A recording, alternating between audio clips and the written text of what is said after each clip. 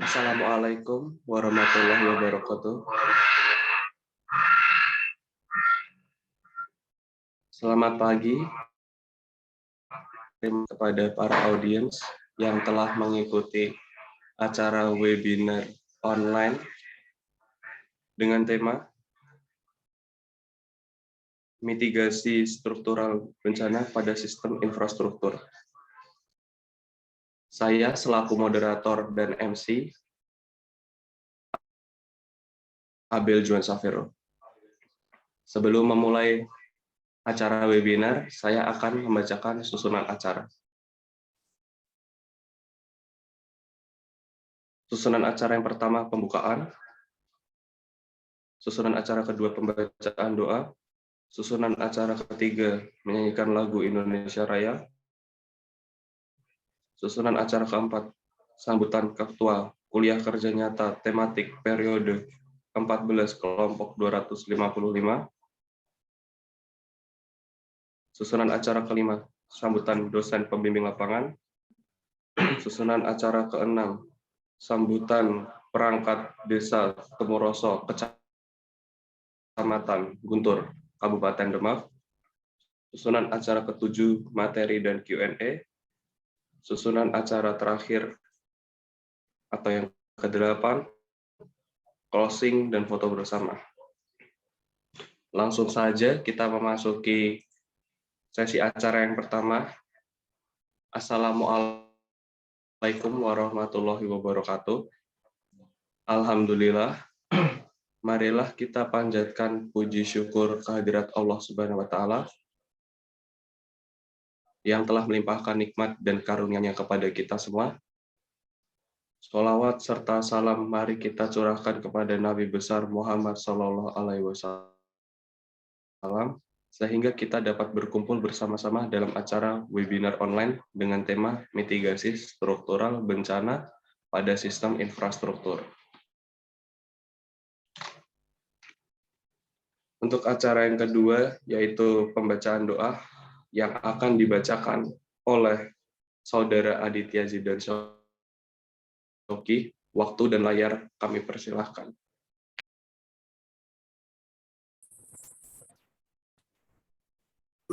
A'udzu billahi minasyaitonir rajim. Bismillahirrahmanirrahim.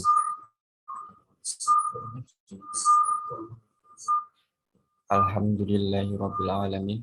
Hamdan yuwafi ni'mahu ya rabbana wa lakal hamdu wa lakal syukru. Allahumma sholli ala Muhammadin fil awalina wal akhirin. Allahumma ya Allah, ya Tuhan kami, dengan mengucapkan puji dan syukur kehadirat-Mu atas segala rahmat dan karunia-Mu yang telah Engkau limpahkan kepada kami, kepada para pemimpin kami, kepada masyarakat dan negara kami. Allahumma ya Allah, ya Rabbana ya Karim, jadikanlah acara webinar hari ini sebagai majelis ilmu yang bermanfaat, sebagai upaya kami untuk memberikan bekal ilmu sebagai penyelenggara perguruan tinggi yang bermanfaat bagi sivitas akademika mahasiswa, dosen, dan alumni kami sebagai pemimpin masa depan kelak. Ya Allah, ya Rabbana, acara ini ditunjukkan tidak lain hanya untuk memperoleh ridho-Mu semata. Untuk itu, berilah petunjuk dan bimbingan kepada kami agar kami dapat menjalankannya dengan baik. Allahumma ya Allah, ya Rabbana, ya Karim, jadikanlah kami semua yang mengikuti webinar hari ini untuk menjadi generasi unggul di masa depan yang dapat bermanfaat untuk diri sendiri, keluarga, masyarakat, bangsa, dan negara. Iyyaka na'budu wa iyyaka nasta'in. Rabbana taqabbal minna innaka antas samiul alim wa tub alaina antat tawwabur rahim. Semoga Engkau mengabulkan doa kami. Amin ya Allah ya rabbal alamin. Wassalamualaikum warahmatullahi wabarakatuh.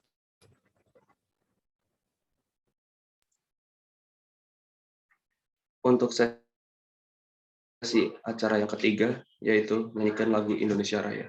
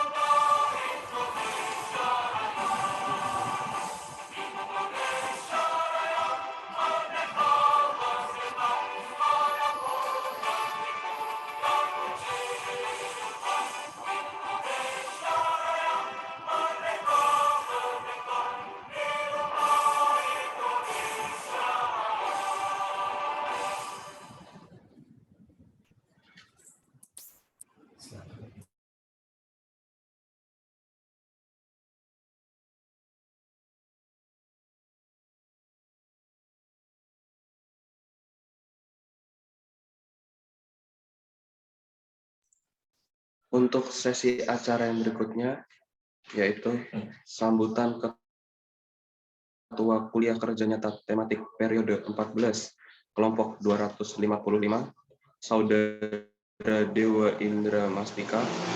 Waktu dan tempat kami persilahkan. Assalamualaikum warahmatullahi wabarakatuh. Kedengaran enggak? Enggak. Kedengaran.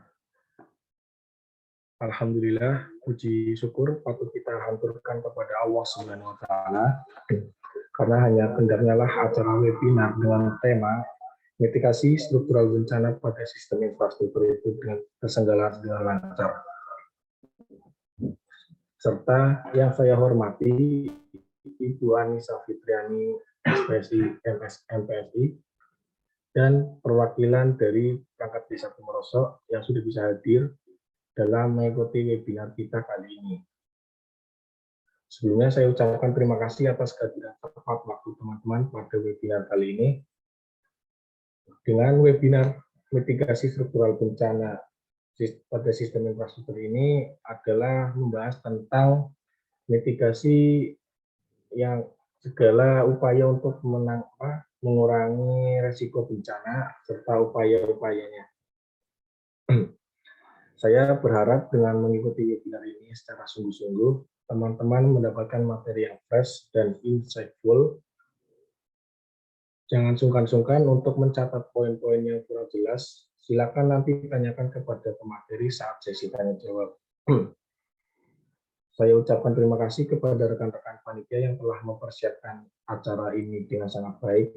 Semoga kerja keras rekan-rekan dibalas dengan kebaikan Allah Subhanahu wa taala.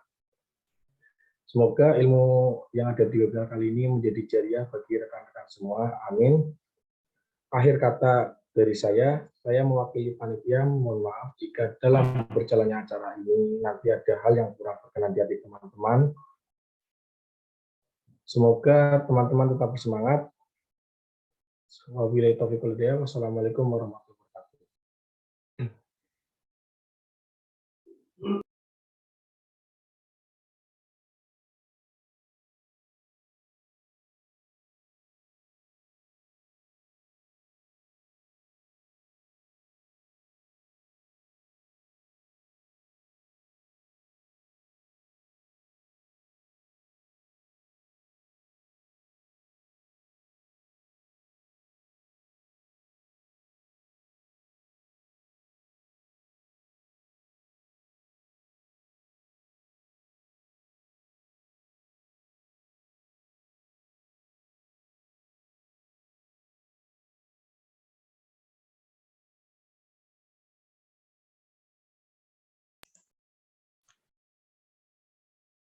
Untuk sesi berikutnya, yaitu sambutan kepada perangkat Desa Tumoroso, Kecamatan Guntur, Kabupaten Demak, Bapak Mukhtar Mas Hadi. Waktu dan layar kami persilahkan, Bapak.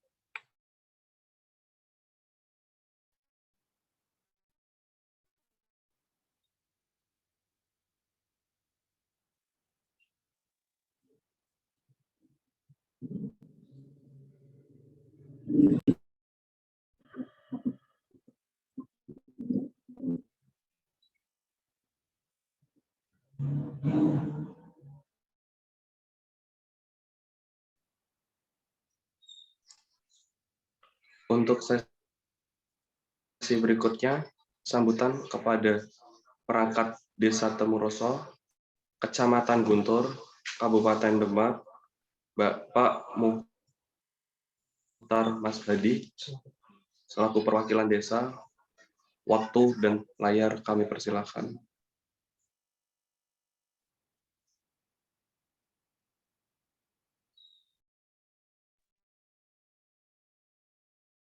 warahmatullahi wabarakatuh. Waalaikumsalam warahmatullahi wabarakatuh. Wa bi nasta'inu ala umuri dunya waddin. Wassalatu wassalamu ala Muhammadin wa ala alihi wa sahbihi ajmain, amma ba'du. Yang saya hormati rekan-rekan semua, peserta webinar dari Universitas Unisula. Syukur alhamdulillah pada hari ini semua diberi kesehatan sehingga bisa mengikuti acara webinar ini. Nanti sehat, yang tepisan alhamdulillah wa syukurillah, alhamdulillah wa syukurillah. Langsung saja saya atas nama pemerintah desa untuk saat ini, sampai saat ini mungkin tidak bisa terlalu banyak mengasih motivasi untuk adik-adik KKN dari Unisula. Semua kami hanya bisa berupaya semaksimal mungkin. Pesan saya sukses selalu untuk adik-adik yang KKN dari Unisula. Semoga lancar. Cita-citanya semua nanti akan terlaksana. Dan kami atas nama dari pemerintah desa mohon maaf yang sebesar-besarnya, mungkin banyak kekurangan sewaktu adik-adik di Desa Temuroso. Kami atas nama pemerintah desa mohon maaf yang sebesar-besarnya. Mungkin dari kami cukup sekian. Billahi taufik wal hidayah. Assalamualaikum warahmatullahi wabarakatuh.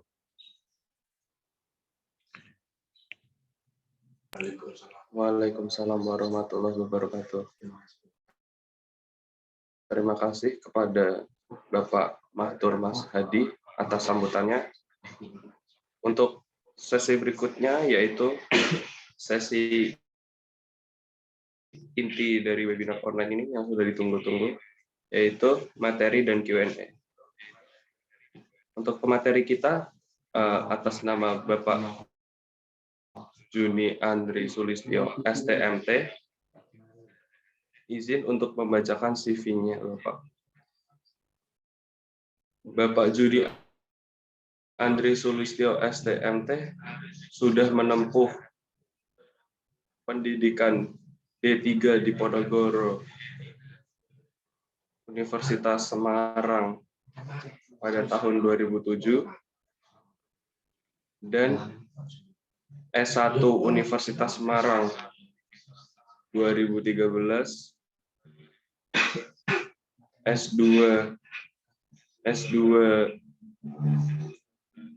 Universitas Islam Sultan Agung pada tahun 2018, dan saya izin untuk membacakan pengalaman kerja beliau.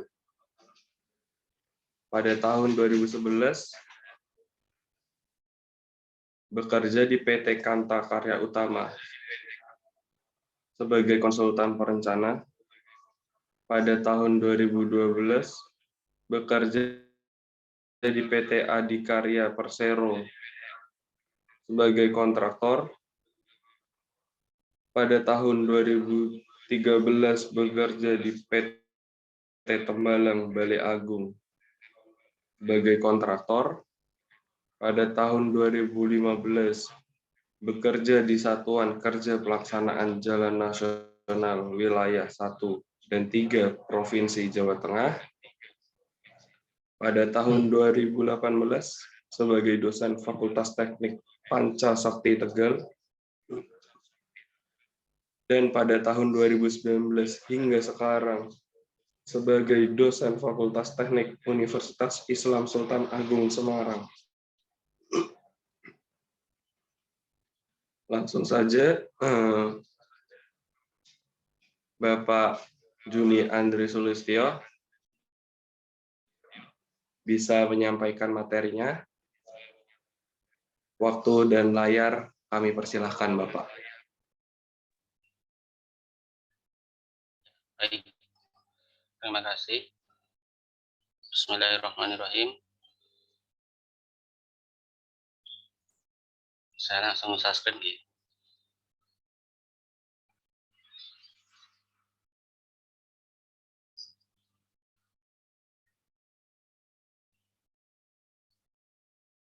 Nampak Mas layar saya?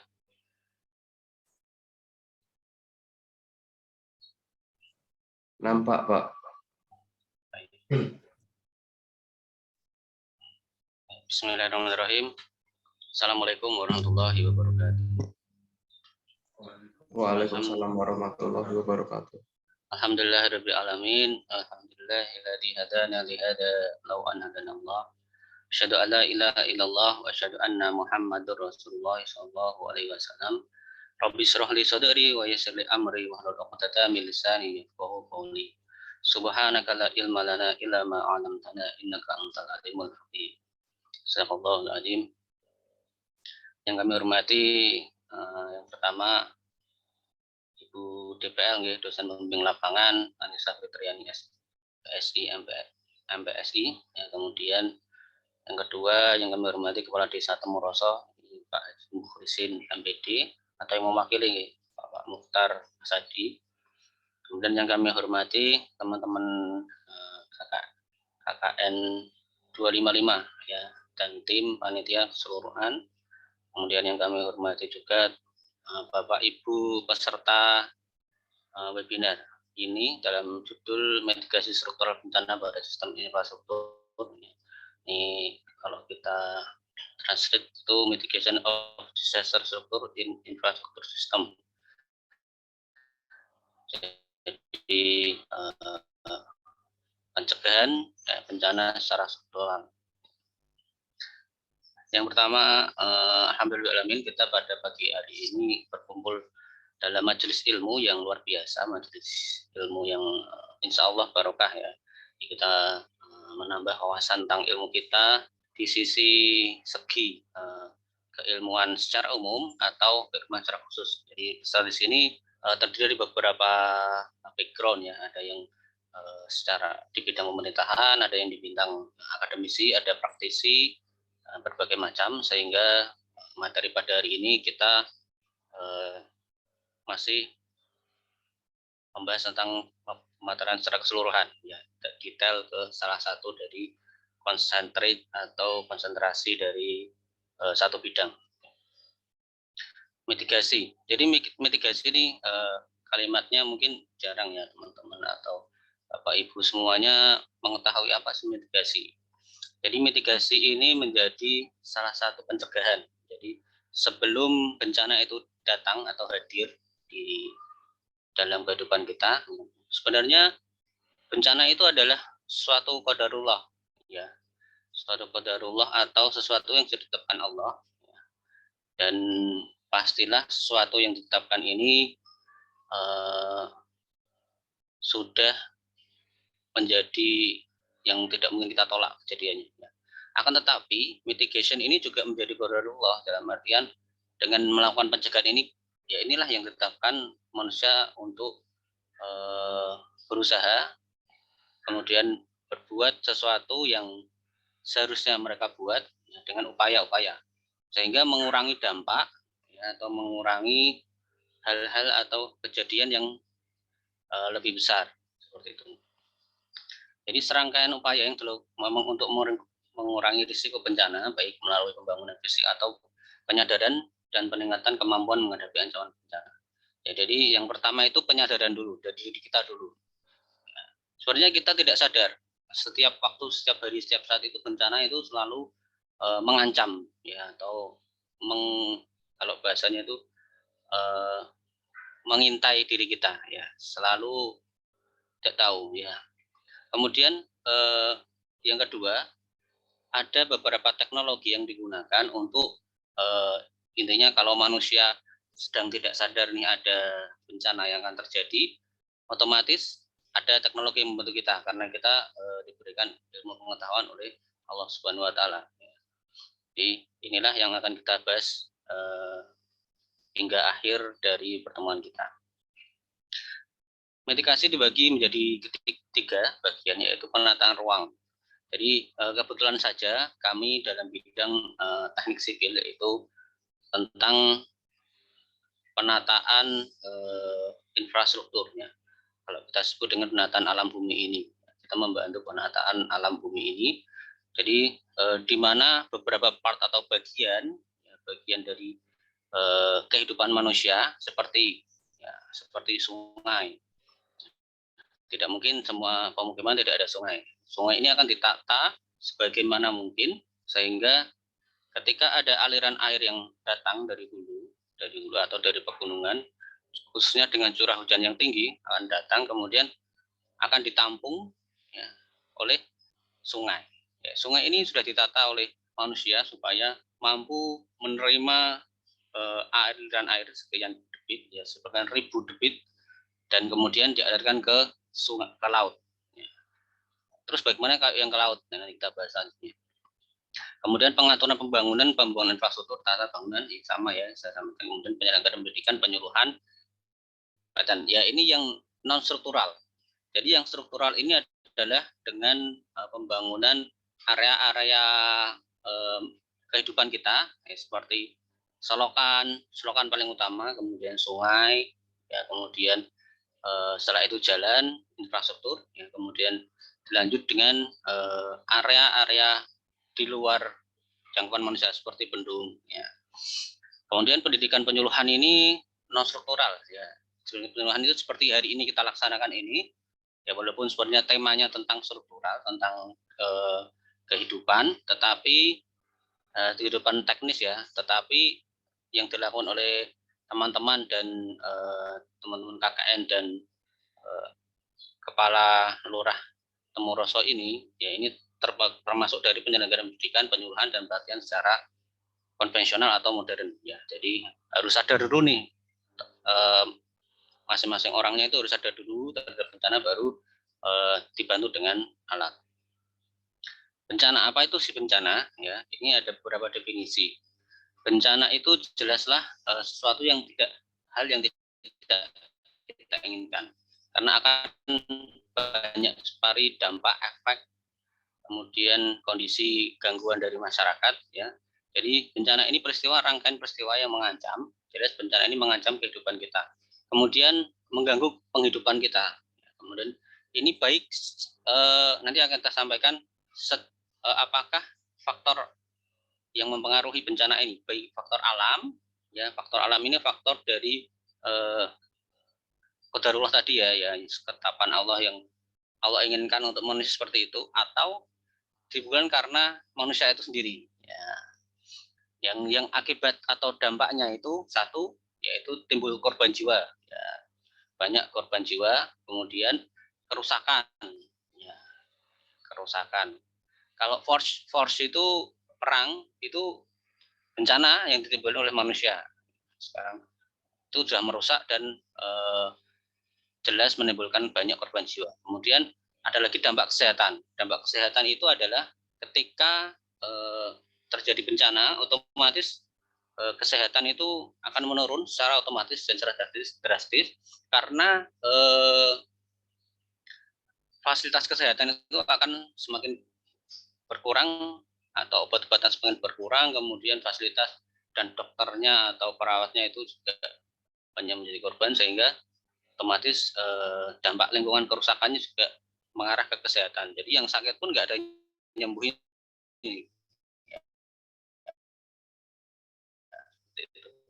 Kemudian dampak psikologis jelas, dampak psikologis itu jelas yang membangun rumahnya atau lingkungannya, daerahnya, setiap hari mereka membangun sampai berpuluh-puluh tahun, tiba-tiba dengan sekejap, berapa detik, berapa menit itu hancur karena terjadinya bencana yang sebenarnya tidak kita inginkan.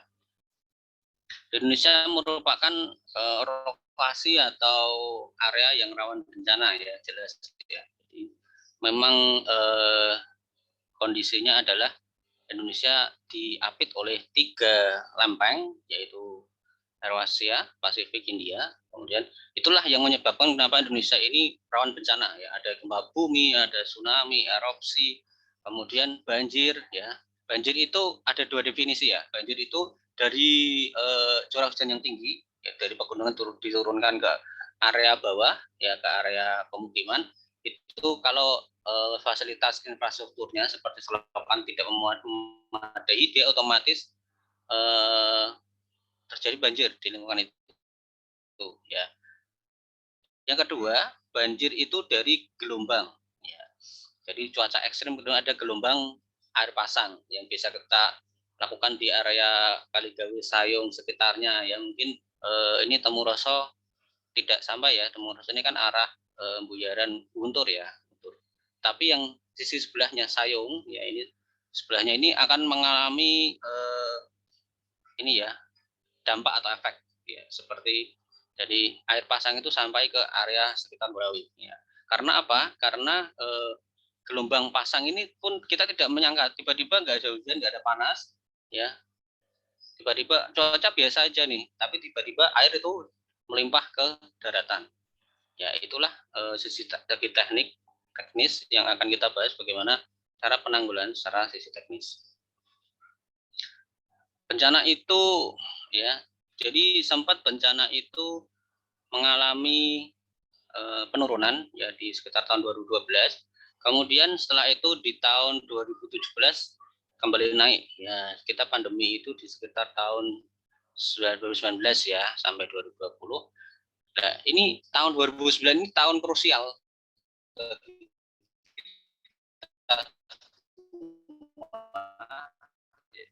Teman-teman tidak merasa atau mengikuti media sosial, sudah pandemi, masih ada bencana kekeringan, ya. Kemudian masih ada bencana gelombang air pasang, masih ada bencana gempa bumi, kemudian kebakaran hutan lahan itu, sehingga banyak sekali di tahun itu banyak sekali dampaknya tidak secara langsung. Nah, tetapi ini yang paling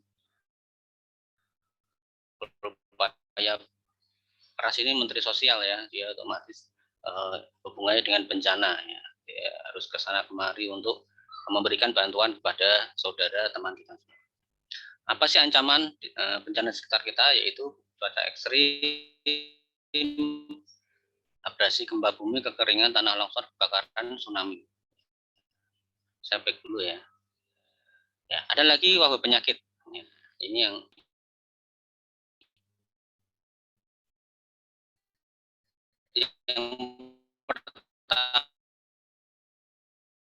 pertama dari edukasi ini adalah bangku sekolah, kemudian sampai dengan bangku perkuliahan.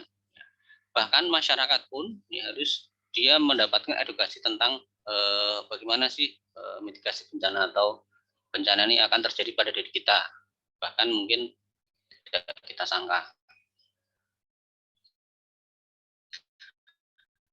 Ada beberapa jenis karakteristik ya bencana ini, yaitu ini tadi sama ya, faktor alam. Bencana alam diakibatkan oleh peristiwa atau serangkaian fenomena alam seperti gempa, bumi, tsunami, gunung meletus. Apa sih yang terjadi? Yang pertama, kegagalan teknologi. Ya, ini kegagalan teknologi kita tidak menerima secara langsung ya. Jadi dia tidak menerima langsung karena kegagalan ini ada di Eropa ya, di dunia Eropa ini yang mereka selalu mencoba sesuatu yang baru dan banyak sekali teknologi yang gagal tetapi dampaknya tidak sampai kita. Kemudian kegagalan modernisasi, ketika ada teknologi baru ya, sebenarnya banyak sekarang itu anak-anak kita itu mendapatkan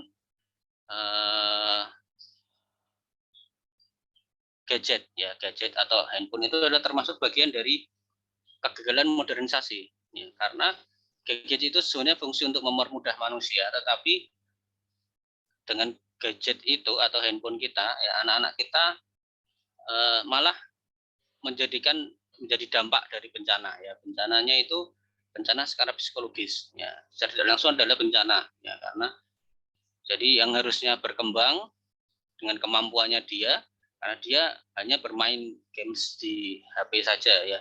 Jadi waktu yang harus belajar ini harus, dulu kan sewaktu sebelum ada handphone itu kan kita masih belajar kelereng, kemudian dengan belajar kelereng itu memperkuat silaturahim ya, kemudian dulu ada peta umum dan lain. Sekarang enggak, semuanya di rumah dengan handphone. Nah, ini termasuk bagian ya, bagian tapi tidak semua, bagian dari kegagalan modernisasi. Nah, itu yang bisa mencegah adalah dari kita sendiri. Kemudian bagian dari epidemi. Epidemi dan wabah penyakit ini hampir sama ya. Jadi alhamdulillah di kita, di dunia kita, di Indonesia khususnya sudah melewati bagian dari wabah penyakit ya, walaupun belum 100%. Bencana sosial ini dari ketidaksetujuan terhadap keputusan pemerintah ya. Jadi pemerintah sudah memikirkan dengan susah payah, tetapi buktinya masih terjadi demonstrasi ya. Ini sebenarnya mereka itu melakukan bencana sendiri ya. Jadi teman-teman mahasiswa, kalau kalian demonstrasi itu difikirkan termasuk bencana atau kalian membuat bencana sendiri ya, ini harus dipikirkan konflik sosial antar kelompok, komunitas, masyarakat. Jadi sebenarnya kita menciptakan bencana dari diri kita sendiri, karena kita hanya mengikuti apa yang kita inginkan, atau bahkan kita tidak tahu apa-apa tetapi mengikuti teman-teman ya, seperti itu. Kemudian bencana alam ya, ini masih banyak slide-nya. Nanti timekeeper saya diinfo nggih, masih berapa menit. Bencana alam geologis yaitu akibat tektonik bumi ya, karena merusak alam, lingkungan, kerusakan harta benda, gangguan sosial harta benda dan ekonomi. Kemudian fenomena yang termasuk bencana alam geologis antara lain gempa bumi, tanah, longsor, tsunami, gunung meletus. Ini sudah kita sebutkan tadi ya, gempa bumi ya. Kita gempa bumi di slide berikutnya ya, nah, kita akan bisa mendeteksi gempa bumi melalui radar ya, radar yang sudah diberikan oleh pemerintah. Ternyata kita semua masyarakat itu bisa mendeteksi baik gempa bumi, tsunami yang terjadi di Indonesia dalam waktu mungkin berapa menit yang lalu. Sebenarnya kita diberikan akses oleh pemerintah, tapi apakah kita mengetahui akses itu? Dan kita buka bersama di slide berikutnya.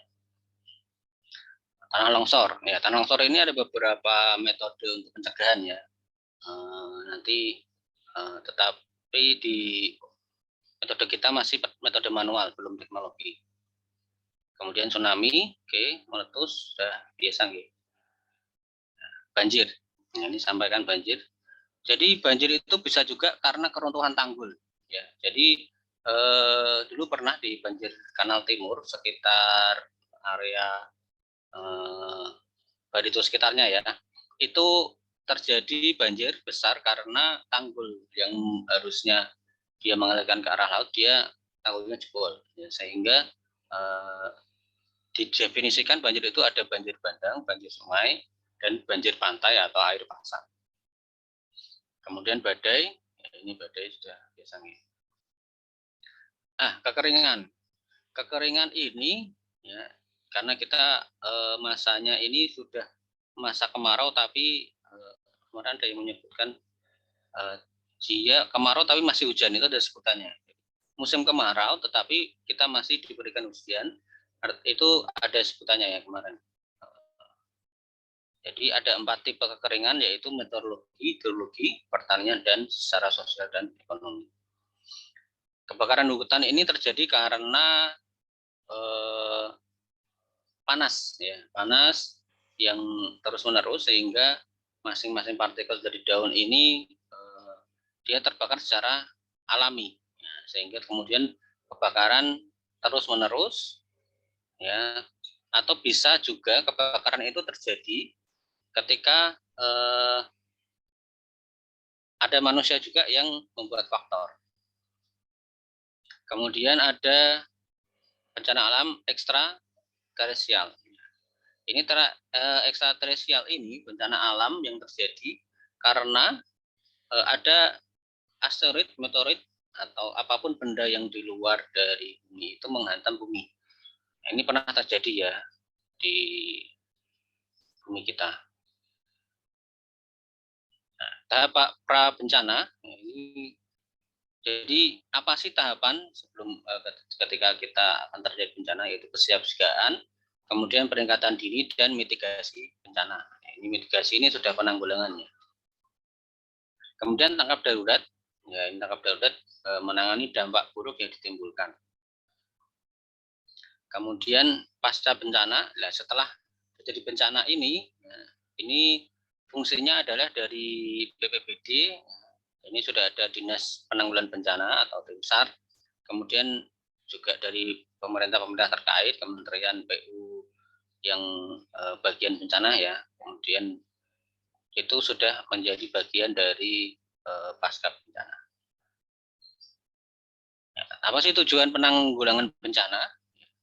Tujuan penanggulangan bencana itu memberikan perlindungan pada masyarakat dari ancaman bencana. Ya, jadi kadang itu masyarakat tidak sadar ya terjadinya bencana, sehingga masyarakat perlu dilindungi dengan beberapa undang-undang. Yang pertama, yang kedua dengan budaya, selanjutnya kemitraan publik serta para wira swasta.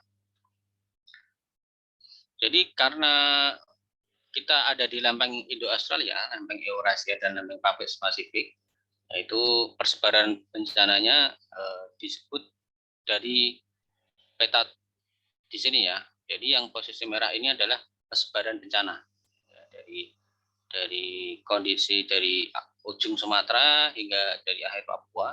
Ini adalah persebaran menurut BMKG atau di sini BNPB. Ada lagi penanggulangan, ini sudah masuk ke mitigasi ya. Mitigasi ini adalah penanggulangan. Jadi ternyata kita tidak mengetahui bahwa Bapak Ibu petani kita ya, ini sudah melakukan kearifan lokal dengan mencegah terjadinya bencana tanah longsor. Ya, yang terjadi adalah ketika membangun suatu terasering. Jadi itu termasuk dari mitigasi ya, mitigasi bencana. Jadi kearifan lokal itu kekayaan budaya yang mengandung kebijakan hidup, pandangan hidup, mengakomodasi kebijakan kearifan hidup. Jadi ini budaya kita sudah sejak dari dulu. Ternyata nenek moyang kita sudah memikirkan bagaimana tidak terjadinya bencana atau perlindungan bencana terhadap keluarga kita dan masyarakat sekitar kita. Nah, ini mulai ke teknologi ini. Ada teknologi modern ya, yang menggunakan satelit. Ya. Jadi data buoy, kemudian data tabgook, kemudian GPS dan seismik.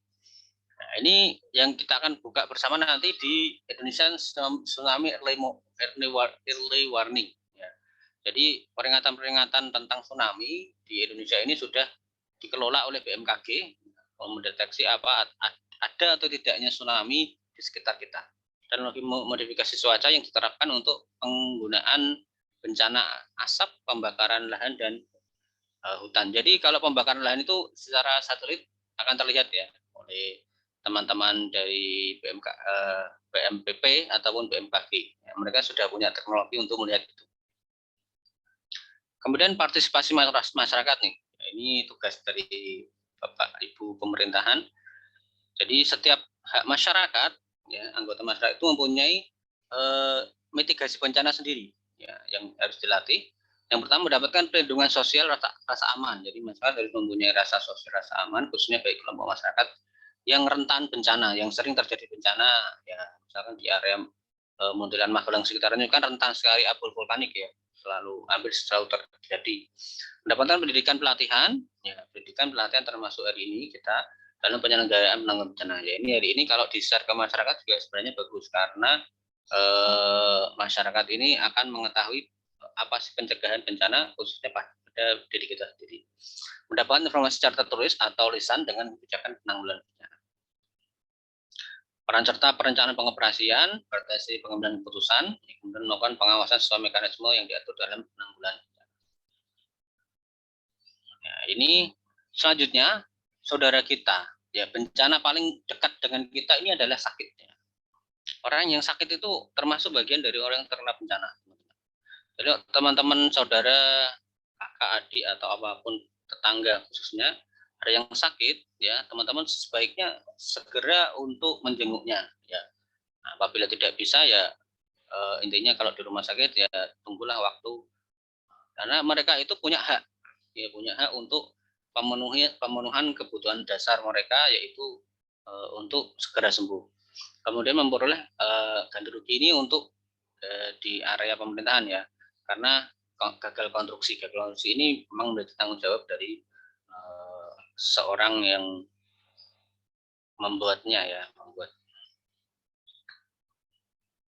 Selanjutnya ada lagi kewajiban setiap orang, yaitu menjaga kehidupan sosial, memelihara keseimbangan, melakukan kegiatan penanggulangan bencana, yaitu hak ya, memberikan informasi yang benar ya. Jadi ketika ada informasi bencana itu harus segera ditindaklanjuti ya, sehingga dan informasinya benar, jangan sampai menyebarkan informasi hoax ya.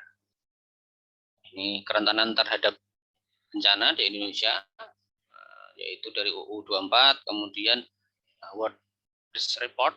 Ya, ini jelas di seluruh dunia juga menyampaikan, oh ini ada bencana nih di Indonesia. Ini juga menyampaikan, oh di Indonesia menyampaikan, sehingga di tetangga sebelahnya ini akan otomatis dia berantisipasi ya. Kemudian perubahan curah hujan, suhu air laut, kemudian kenaikan temperatur. Ya, baik, lanjut. Ya, ini kerusakan yang terjadi di Indonesia dari ujung Aceh sampai dengan Wasior ya. Wasior ini Papua. Saya sendiri belum pernah ke sana ya. Jadi kerusakannya itu luar biasa. Tapi kita juga ada ini ya, perbaikan terhadap bencana. Ya, ini indikator pertama. Indikator pertama yang dilakukan oleh pemerintah kita, khususnya Kementerian PU dan kementerian yang lain, ya, ini dia membuat, jadi karena sudah terindikasi area dari pesisir pantai, baik Pekalongan, Jakarta Utara, ataupun di Semarang, Demak, ya, ini adalah area-area air pasang. Sehingga mereka membuat mitigasi dengan cara pembuatan tol, ya sebenarnya sudah ada agenda tol, tapi diintegrasikan dengan bendung laut. Ya. Ini apa sih teknologi yang dilakukan di dalam tol tersebut? Ya. Jadi ini adalah salah satu pemaketan dan ruang lingkupnya di sisi beberapa sisi di pesisir. Ya, ini fungsinya adalah membendung, termasuk dari bagian dari mitigasi. Ketika ada air pasang yang naik, dia ada pompa. Pompa ini fungsinya adalah untuk mengalirkan.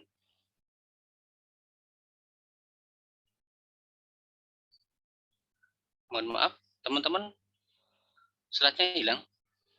Enggak ya?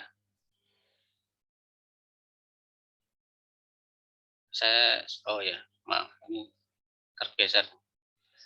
Ya, saya ulangi ya, dari pemakatan dan ruang lingkup. Jadi ketika ada polder, ya, polder ini kemudian air yang dari laut masuk ke daratan, ya, kemudian setelah itu dipompa dengan pompa yang sudah disediakan untuk dikembalikan ke laut lagi. Ya. Ini bambu ini termasuk dari ecotourism and habitat industry, ya, teknologi matras bambu. Kemudian tahapan pekerjaan tanggul laut, ya ini ada bambu matras cluster assembly, kemudian bambu cluster driving, kemudian bambu matras installation. Ya, ada 3 bagian tahapan pekerjaan laut. Dan ini memanfaatkan dari bambu itu sendiri ya, untuk mitigasi bencana di sekitar pesisir ya, area pesisir. Dan ini menjadi bagian dari fondasi dari tol laut. Nah, ini ada tahapannya dari pekerjaan tol laut, yaitu bambu sheet, geotextile installation, kemudian sand pumping, PVD works platform, ya, kemudian PVD installation. Jadi PVD ini yaitu dia nanti sifatnya adalah untuk menyerap air. Dia Jadi maaf, mengalirkan air ya. Jadi air dari yang dari tanah kemudian dialirkan melalui pipa VD. Kemudian sand paving until descent level, kemudian sand leveling. Ya, ini ditanam ya PVD ini, kemudian terjadi consolidation. Sudah menjadi perataan, jadi menjadi tanah seperti biasanya yang digunakan. Kemudian mitigasi struktural sesuai judul kita hari ini ya, mitigasi struktural yaitu mengurangi kerentanan vulnerability terhadap bencana dengan cara rekayasa teknis bangunan terhadap tahan bencana. Ini untuk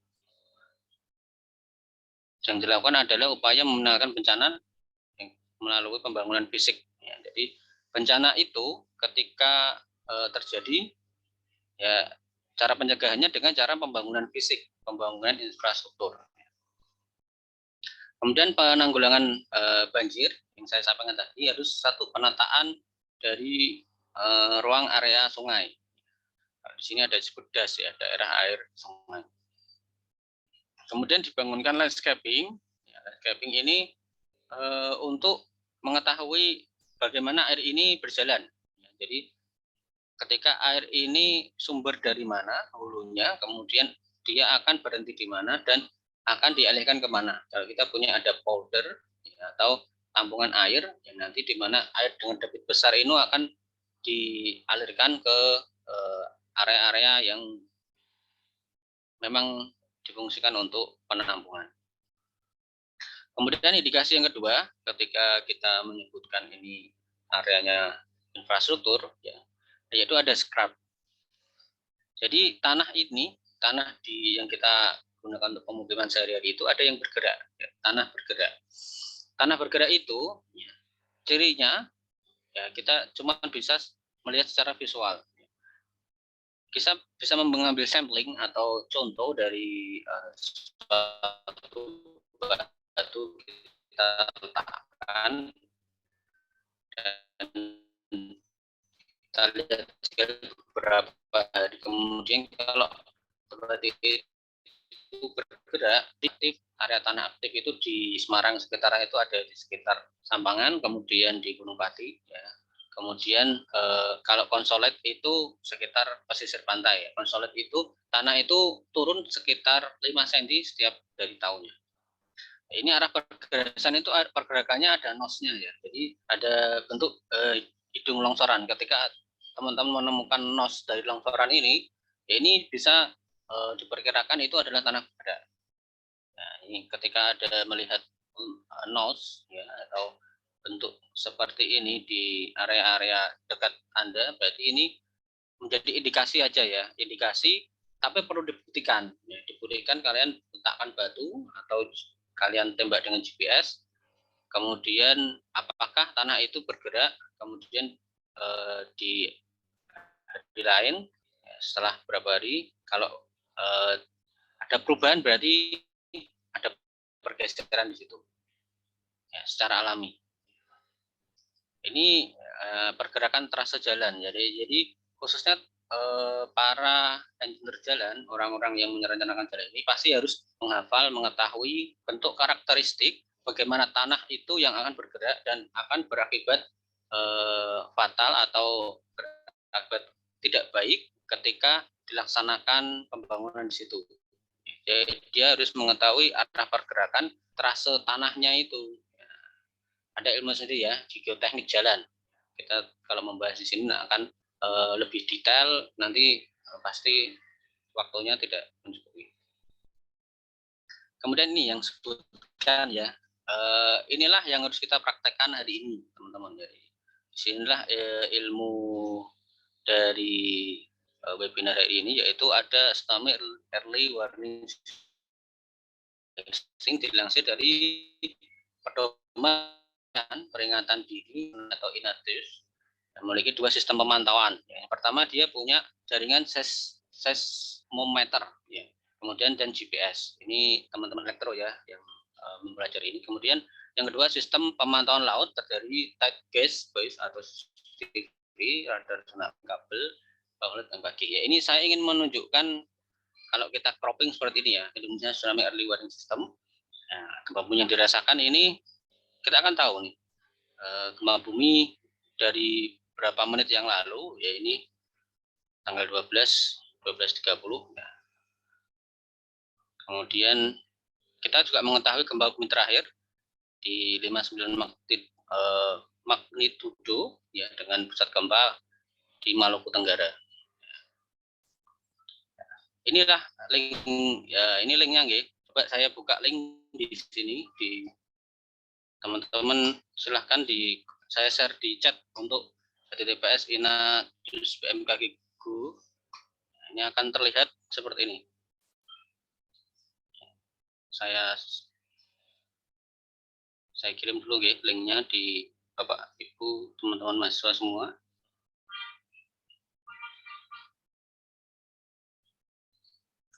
Ya, silahkan dibuka link itu, nanti akan tampak seperti ini.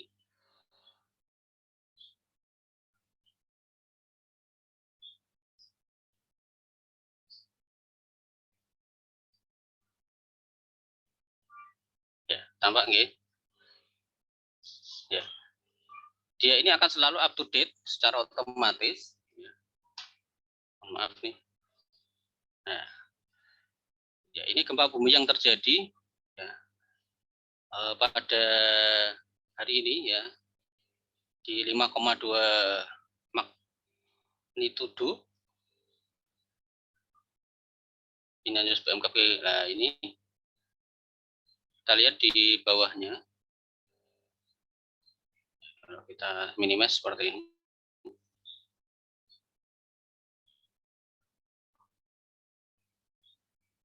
Nah, di sini di bawahnya ada peringatan nih.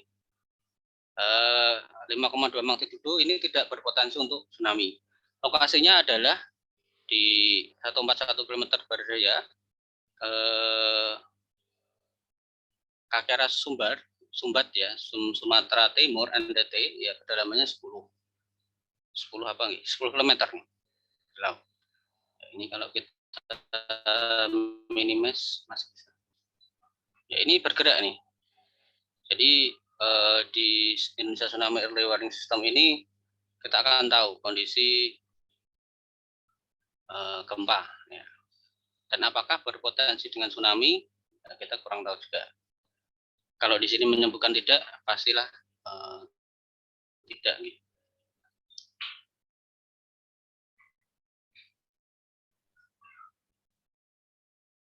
Oke, coba saya ini karena live mungkin memang aplikasinya cukup besar.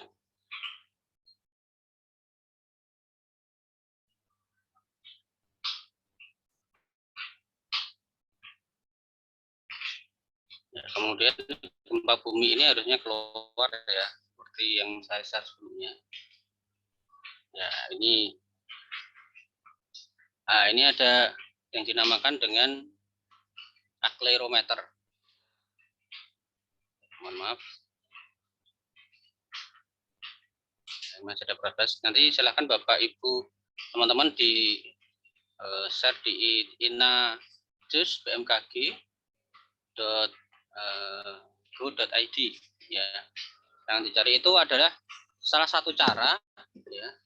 Nah, ini salah satu 30 daftar gempa bumi terakhir ya di sekitar kita di M5 ini, yang ini ya, Kakera tadi, kemudian sebelumnya ada gempa lagi ya, ini ada magnitudonya lebih besar atau lebih kecil. Kemudian gempa ini paling kecil ada di 5,0 nih, Gorontalo kedalaman 46 km. Ya, ini kedalaman laut ya. Jadi untuk mitigasi bencana secara teknis ya, teman-teman bisa menggunakan Indonesia Tsunami Early Warning System seperti ini. Oke. Baik, saya lanjut share di slide kami. Oh, maaf.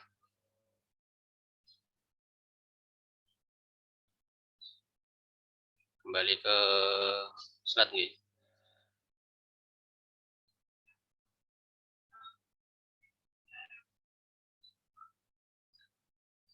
Ya, ini yang saya sampaikan tadi, mengidentifikasi adanya gempa dan apakah gempa itu berpotensi menjadi tsunami. Kemudian kita akan tahu nanti earthquake impact based on seismic mode ya. Ya, ini kita akan tahu di lokasi itu misalkan di biru nih. Nah, biru ini termasuk kondisi light. Nah, ini masih aman ya. Nanti kalau sudah di ekstrim ini teman-teman harus berhati-hati nih ya. Mungkin kalau misalkan saudaranya ada yang di sana ya. Teman-teman ini kondisinya merah di sini, very heavy, artinya berbahaya di situ. Mungkin kalau merah sudah berpotensi menjadi tsunami. Sehingga diinfokan saja ke saudara-saudaranya untuk segera berpindah tempat dulu sampai dengan nanti dipantau kondisinya menjadi sudah menjadi biru kekuningan seperti ini ya, mungkin ke arah moderating seperti itu ya tekniknya. Kemudian teknik lain pembangunan rumah tahan gempa ini sudah banyak sekali dilakukan, tekniknya juga banyak ya.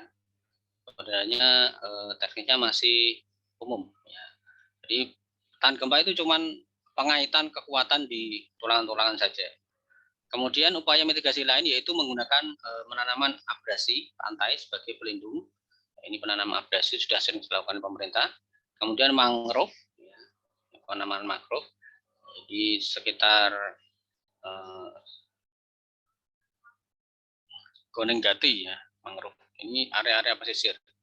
Kemudian ada lagi teknik lain yaitu dengan webbing jute. Ya, webbing jute teman-teman sudah tahu belum? Jadi webbing jute ini terdiri ya, dari jaring sabut kelapa dan akar wangi. Ya, ini akarnya kalau disebut dengan akar India ya. Jadi sudah banyak. Ya, ini seperti anyaman dari sabut kelapa seperti ini. Ya, ini adalah fungsinya untuk tahanan longsor, ya, teman-teman. Tahanan longsor. Ini harus dianyam dulu, butuh waktu agak lama, kemudian baru pemasangan webbing jute seperti ini. Jadi ketika ada longsor ini, tanah ini akan tertahan di webbing jute tersebut. Kemudian pembangunan tanah gempa ini perbedaannya di sini ya, angkur sengkangnya, kemudian mutu bahan bangunannya, pengerjaannya, dan kemudian harus anti rayap. Ya, ini memang kalau cocoknya memang bukan kayu ya. Kemudian aduannya posisi di pondasinya juga akan berbeda. Nah, banyak sekali ya desain tahan gempa ini sudah diaplikasikan di beberapa rumah, khususnya di area-area rumah yang dekat pesisir atau sering terjadi gempa atau tsunami. Kemudian penutup, ya jadi apa sih yang akan kita buat kesimpulan pada pagi hari ini, yaitu bencana mengancam setiap aktivitas kita. Kita harus bersiap-siap melakukan pencegahan. Kemudian early warning system adalah satu pilihan, option kita untuk mencegah bencana. Ya, kemudian partisipasi masyarakat diperlukan dalam mengantisipasi terjadinya bencana. Kemudian teknologi akan membantu kehidupan masyarakat dalam mengantisipasi bencana yang dilakukan di sekitar kita. Ya, sedikit closing. Jadi bencana itu secara umum ya kita sebutkan seperti tadi ya. Kemudian bencana itu ada juga bencana yang terjadi dalam diri kita. Ya, bencana yang dalam diri kita itu adalah malas. Jadi kalau kita malas ngapa-ngapain ini juga bencana ya teman-teman. Jadi malas beribadah, malas melakukan aktivitas, ya, malas ngapa-ngapain itu bencana. Harus kita rubah malas itu menjadi sesuatu yang lebih baik, bermanfaat bagi orang lain. Ya, karena tujuan manusia diciptakan yaitu untuk bermanfaat bagi orang lain. Terima kasih. Itu penjelasan kami. Mohon maaf jika ada kurang kesalahan. Masih ada waktunya, Mas? Kita Q&A aja ya. Terima kasih. Saya close. Wassalamualaikum warahmatullahi wabarakatuh.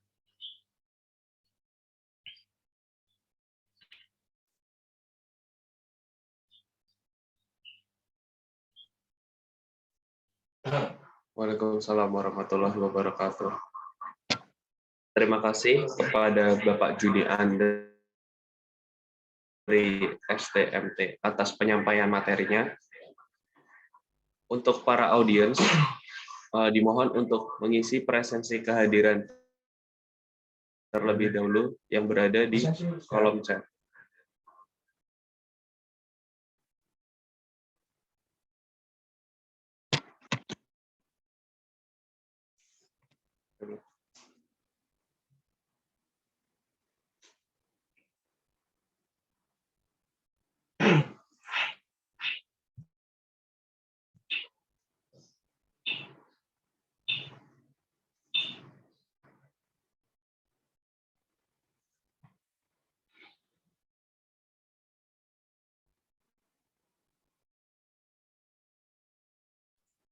Selanjutnya yaitu Q&A. Bagi yang ingin bertanya, mohon untuk raise hand. Setelah raise hand, diperbolehkan untuk open mic.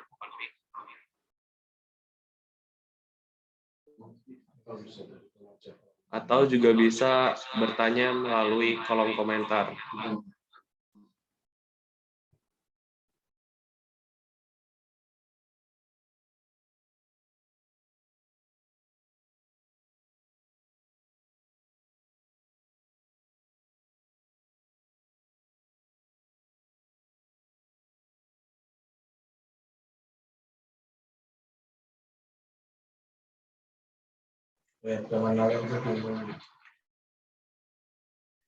Saudara Brahma Nalendra, dipersilahkan waktu dan layar. Baik Pak, Assalamualaikum warahmatullahi wabarakatuh. Izin Pak, sebelumnya saya tertarik dengan materi webinar pada pagi hari ini. Sebelumnya izinkan nama saya Brahma Nalendra. Kebetulan saya dari umum Pak, bukan dari mahasiswa di sini. Di sini saya ingin bertanya Pak, berapa jumlah minimum korban jiwa yang dikategorikan sebagai bencana Pak? Ini itu saja Pak. Saya akhiri. Wassalamualaikum warahmatullahi wabarakatuh. Baik, langsung saya jawab Mas.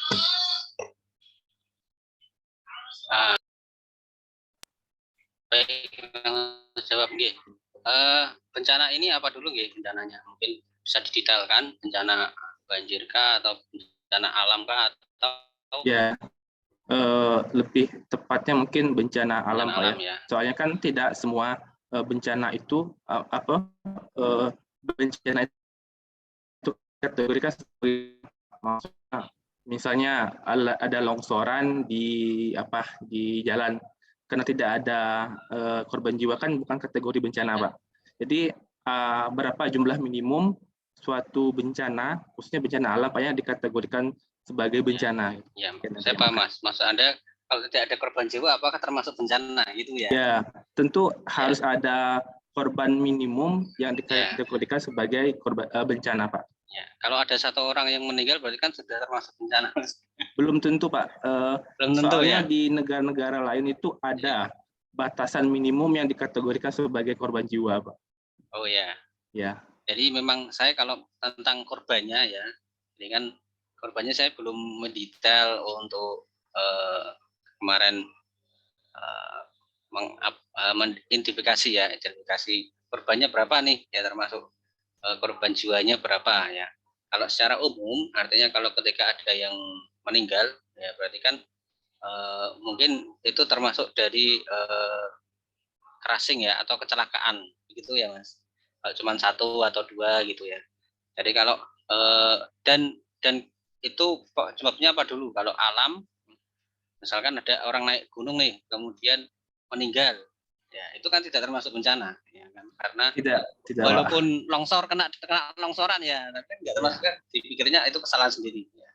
Tapi kalau ini sudah satu pemukiman dalam artian satu rumah, ya, satu keluarga itu terjadi longsor, kan otomatis ini viral nih di media sosial. Wah, terjadi longsor nih, padahal longsornya sebenarnya cuma areanya mungkin 5 atau 4 meter dari situ ya. Dalam artian 4 meter aja yang longsor jatuh ke bawah, lainnya enggak ya. Tapi yang meninggal itu 4 satu keluarga nih ya, 4 orang gitu. Itu termasuk dari klasifikasi bencana. Ini pemahaman secara umum ya Mas. Tapi kalau mungkin secara detail dalam persyaratan, mungkin yang diharapkan Mas Brahma ini kan identifikasi bencana, misalkan 10 orang, 5 orang, ini sudah termasuk dari bencana kecil, bencana besar, atau bencana besar yang harus diberikan feedback. Ya, karena bencana ini kan ada feedbacknya, Mas. Jadi dari pemerintah harus memberikan bantuan seperti itu ya, karena termasuk dari perlindungan hak dari masyarakat itu sendiri.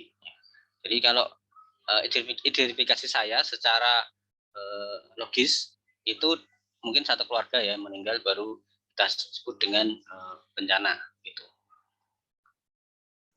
Terima kasih Pak penjelasannya. Oke. Silakan yang lain.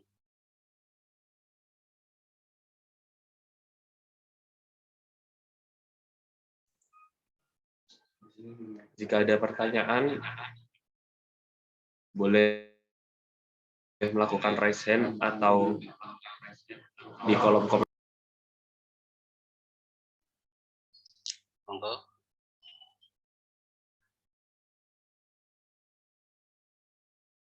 Kalau ada yang bertanya, panitanya yang bertanya nih harusnya. Biar buat pertanyaan juga sulit ya.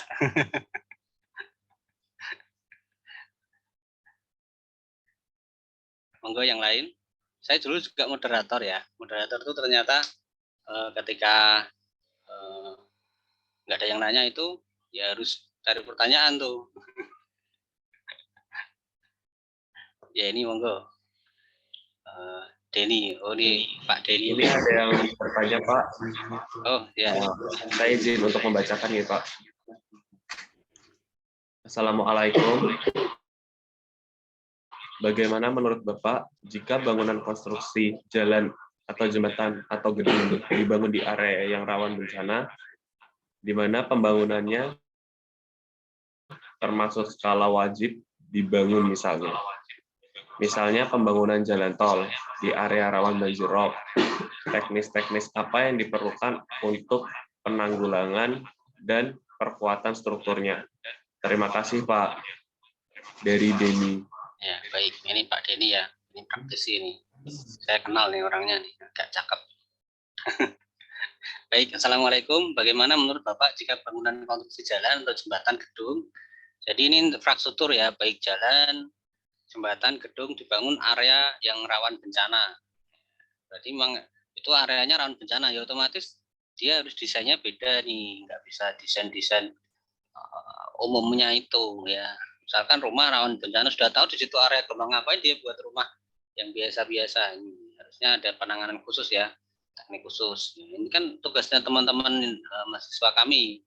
Ya, ini ada itu buat penelitian bagus tuh. Ini area rawan bencana. Kita buat penelitian buat bangunan di situ yang rawan bencana. Teman-teman planologi juga sudah bangun ya. Kemudian pembangunannya termasuk skala wajib dibangun. Pembangunannya termasuk skala wajib dibangun. Oh, artinya di situ wajib dibangun, tapi area rawan bencana, gitu ya Pak Denny. Apa sih yang harus dilakukan? Ya, misalnya ini sampling sama Pak Denny, area rob itu harus dibangun di situ. Nah, apa yang Bapak lakukan? Apa yang Anda lakukan untuk membangun di area rob? Padahal itu sudah area banjir. Kalau saya pernah nih mengidentifikasi ya waktu area namanya itu sini sudah dibangun oleh teman-teman program doktor ya. Setelah itu dia namanya bentuk rumah apung ya. Rumah apung itu konstruksinya ini sebenarnya biasa ya, cuman di situ ada tambahan-tambahan ya, di mana ketika rumah itu ada banjir dia tidak tersyarat. Ya, ini ada yang sudah jadi ada apa namanya tong-tongnya kayak teman-teman yang di lapangan atau bapak-bapak bu BPWS atau yang bekerja di sungai kan ada tong itu ya untuk skala jembatan itu. Ya, di rumahnya itu pun dibuat seperti itu. Ya. Jadi ini fungsinya adalah ketika suatu hari suatu saat tidak terduga terjadi bangunan ya yang bencana ya, terjadi bencana, bangunan itu masih tetap bertahan. Harapannya kan cuma itu. Kemudian teknis yang diperlukan penanggulangan dengan perkuatan strukturnya. Nah, ini teknis ini ya ini karena umum ya Mas, tadi tidak apa-apa saya terangkan tentang teknis. Jadi perkuatan struktur ini untuk pemukiman aja yang umum dilakukannya. Jadi memang pertama harus dilakukan beton itu yang kuat.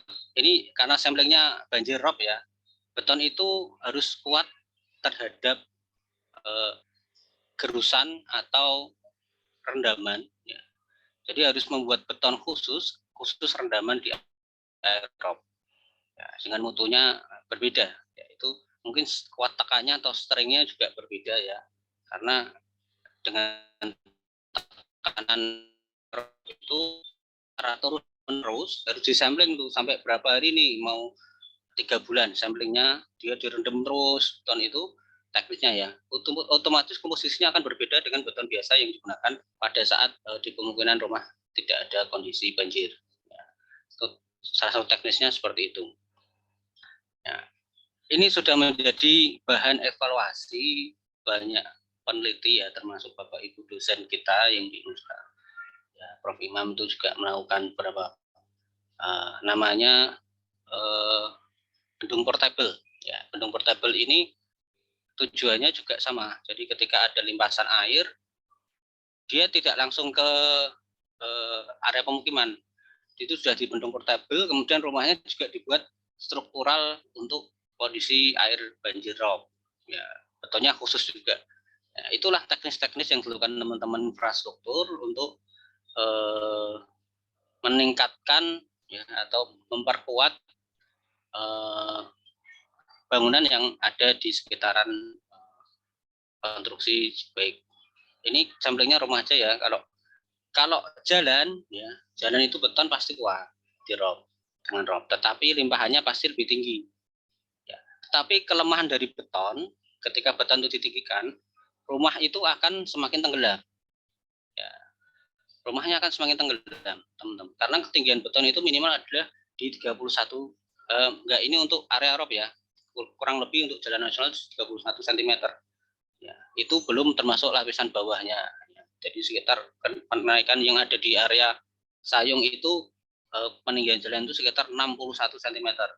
Nah, otomatis lingkungan rumah yang ada di sekitarnya itu akan tenggelam, dalam artian air itu tidak bisa ke jalan-jalannya aman nih, tapi di rumahnya itu kan airnya berada di sekitar selokan, kemudian perumunan warga dan berikutnya seperti itu ya. Jadi itu yang perlu berapa satu teknis ya. Tapi ini kembali ya, sehebat pun manusia dengan segala teknis kemampuannya ya, karena itu qadarullah saya sampaikan tadi ya, pastilah itu yang menjadi suatu ketetapan, pasti ada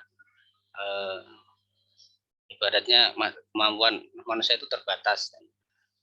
Allah yang Maha Hebat itu pasti ada. Tapi manusia cuma berikhtiar untuk memitigasi atau mencegah yang sebaik-baik mungkin.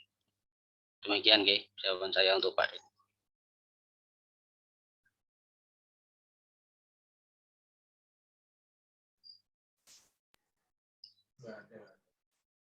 Ini ada pertanyaan lagi Bapak Juni dari Robi Tanjung. Pagi Pak Juni. Nanya Pak, sistem infrastruktur yang sebaiknya seperti apa? Khususnya infrastruktur di daerah pesisir tanahnya gambut yang rawan longsor.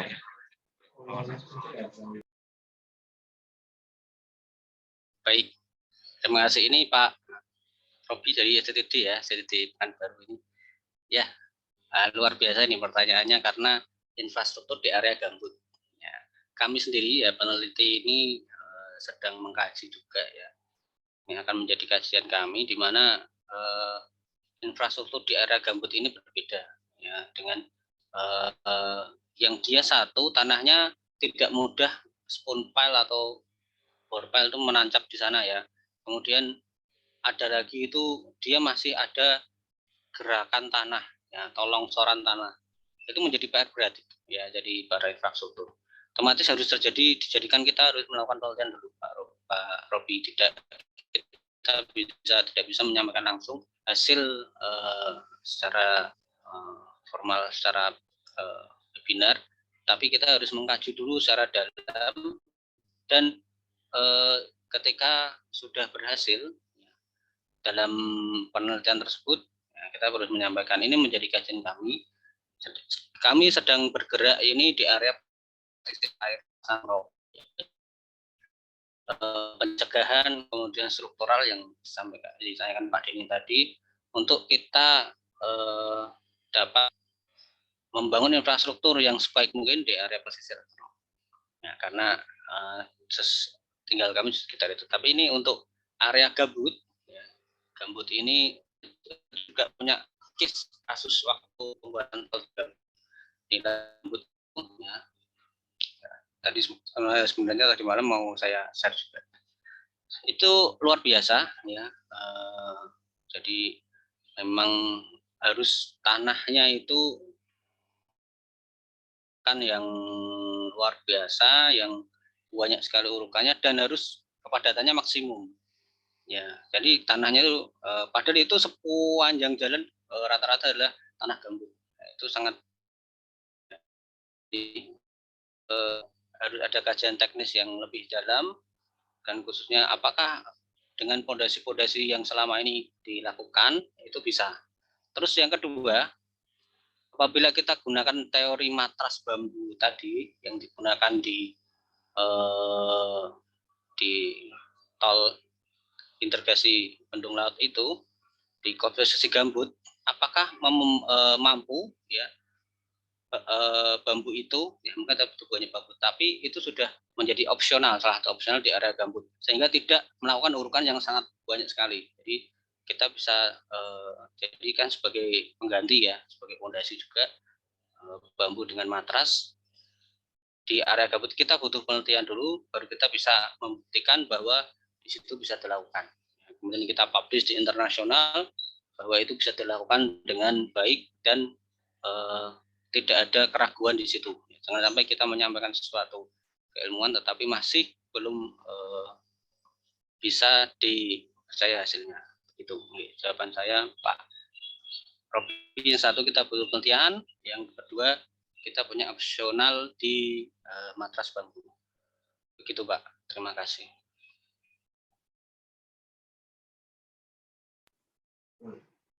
Terima kasih kepada Bapak Juni Andri atas jawabannya. Untuk selanjutnya, apakah masih ada pertanyaan lagi terkait webinar online di mitigasi struktural bencana pada sistem infrastruktur, teman-teman?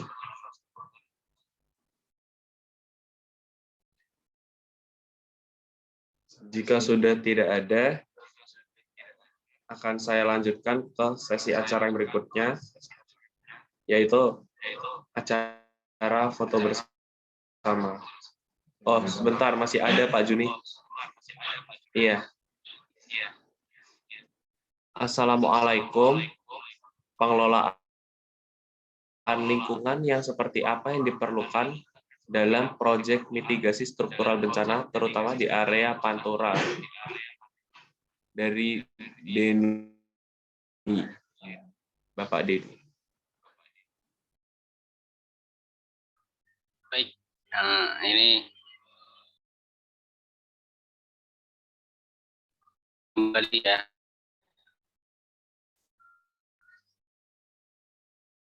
Dari Indragiri. Kami Pak siap, nanti kita berkunjung ke situ, kami sampaikan ke pihak fakultas, ya, supaya bisa kita penelitian di situ. Khususnya teman-teman mahasiswa kami banyak, ya, khususnya program S1, S2, S3 nanti bisa membuat satu penelitian di area situ. Kemudian Pak Denny, pengelolaan lingkungan yang seperti apa yang diperlukan? Nah, ini planologi, ya, pengelolaan lingkungan dalam proyek mitigasi struktural bencana, ya, terutama di area Pantura. Ini belum ada Pak Denny, kontrak mitigasi struktural bencana belum ada. Mungkin kalau ada, jadi proyek ini ya sebenarnya apa kita lakukan infrastruktur ini sebenarnya ada dampak dengan lingkungan ya. Jadi lingkungan kita sebenarnya yang bagus ketika ada proyek tol itu, ya, sungainya ada yang dibendung, kemudian apa namanya, setelah itu polusinya tinggi sekali di area. Teman-teman coba berdiri di area Sayung, area tol itu mungkin 15 menit kali ya. Berapa debu yang ada menempel itu. Ini dampak lingkungan ya, otomatis ya. Pengelolaan lingkungan seperti apa yang diperlukan. Dampak lingkungan dalam proyek mitigasi. Ya, ini kalau lingkungan di area bencana, ya mungkin kita lebih arah ke penanaman pohon, kemudian kita melakukan ya ini identifikasi kita. BLH ini sudah bekerja sebenarnya Pak Didi. BLH ini Badan Lingkungan Hidup, dia selalu mengidentifikasi lokasi-lokasi mana yang rawan bencana, kemudian polusinya tinggi, ya, sehingga harus dilakukan pengelolaan lingkungan. Ya, jadi lingkungannya harus dikelola betul oleh Badan Lingkungan Hidup. Jadi Badan Lingkungan Hidup tugasnya sehari-hari cuma menanam pohon, terus checklist apakah ada kotoran atau polusi udara dan lain-lain, seperti itu. Ada job desk-nya sendiri di pengelolaan lingkungan ya. Jadi kami tidak bisa menyampaikan secara detail tentang apa yang diperlukan ya, karena di luar bidang konsentrasi ya. Tapi kalau untuk mitigasi struktur bencana, untuk pencegahan saja, ya mungkin sebaiknya kita pertama menanam, kemudian kita membentuk atau membuat alat pelindungan diri ya. Alat ini teman-teman lingkungan bisa, atau teman-teman sipil juga bisa membuat suatu alat yang menjadi judul ya, judul dari tugas akhir kalian ya, membuat alat untuk pengelolaan lingkungan di sektoral mitigasi bencana. Ini harus ada, mungkin alat itu terintegrasi bisa dengan online atau dengan handphone ya teman-teman itu. Jadi sewaktu-waktu ini kondisinya kumuh kotor, itu bisa terbaca ya, itu butuh teman-teman butuh melakukan hal itu. Ini arahnya ke planologi sebenarnya ya jawabannya di pengelolaan lingkungan. Kemudian buatlah area-area di sekitar pesisir itu ya, buatlah mangrove ya. Kemudian kalau di proyeknya, di bangunannya di area pantai itu ya buat ini saja, tanaman-tanaman atau kondisi pondasi yang tidak merusak lingkungan tanaman itu, untuk mencegah banjir malah dibuat untuk pondasi ya. Jadi malah hancur ya, tidak sesuai dengan pengelolaan lingkungan. Jadi ini ada dua case ini yang ditanyakan Pak Didi. Satu pengelolaan lingkungan, yang kedua adalah proyek mitigasi. Satu pengelolaan, yang satu pencegahan. Ya, ada dua poin di situ. Jadi jangan sampai kita memitigasi atau pencegahan bencana, kita membuat rumah tetapi malah merusak lingkungan sekitar situ ya, khususnya di struktural bencana ya, area Pantura ya. Seperti itu jawaban saya, terima kasih.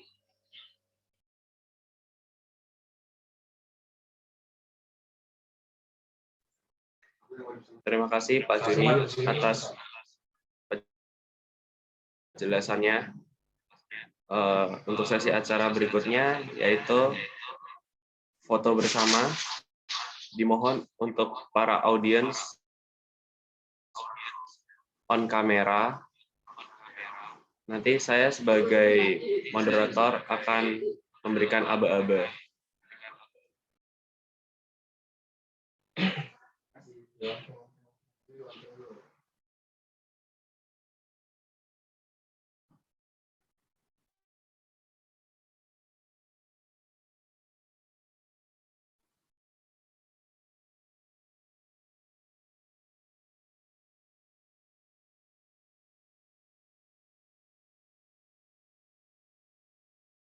Oke. Akan saya hitung, G. 1, 2,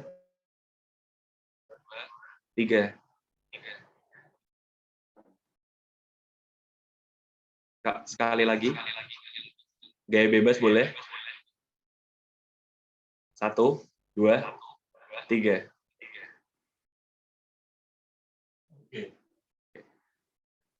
Terima kasih kepada para audiens yang telah on kamera. Saya ingatkan kembali untuk mengisi presensi kehadiran yang berada di kolom chat.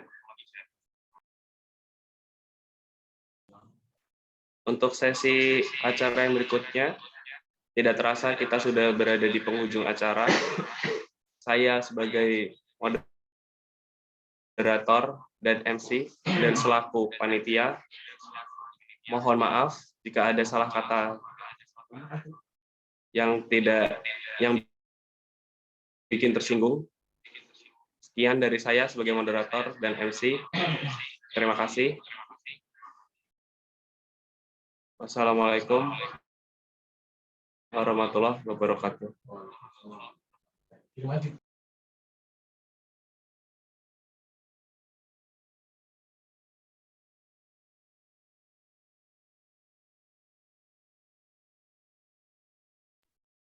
Terima kasih Bapak Juni telah meluangkan waktunya, Bapak.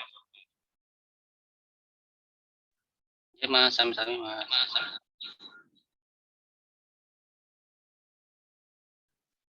Terima kasih Pak Juni atas materi hari ini. Semoga ilmu yang kita diberikan oleh Pak Juni semoga bermanfaat dan menjadi jariah bagi kita semua. Alhamdulillah, saya sebagai Ketua KKN Kelompok 255 kegiatan kuliah kerja nyata periode 14 Universitas Islam Sultan Agung akhir wakalam. Wabillahi taufiq wal hidayah. Wassalamualaikum warahmatullahi wabarakatuh.